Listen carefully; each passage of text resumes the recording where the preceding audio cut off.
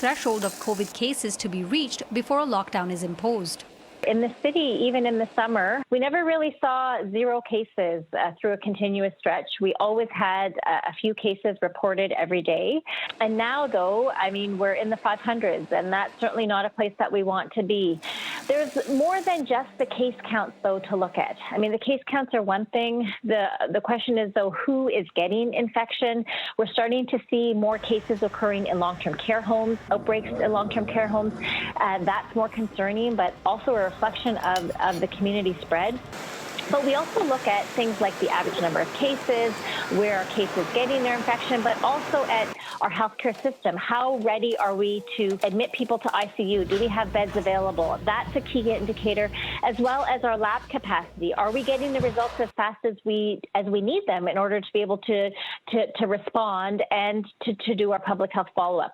So it's more than just the case count that we look at.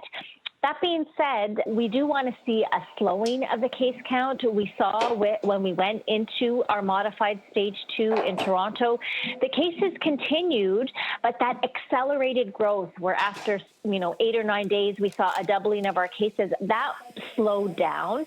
And so we do want to see a slowing of cases. Right. And there's no magic number. Like, we're not waiting for, 800 cases a day and then we're shut down. Yes. And the parameters for lockdown have not been articulated provincially.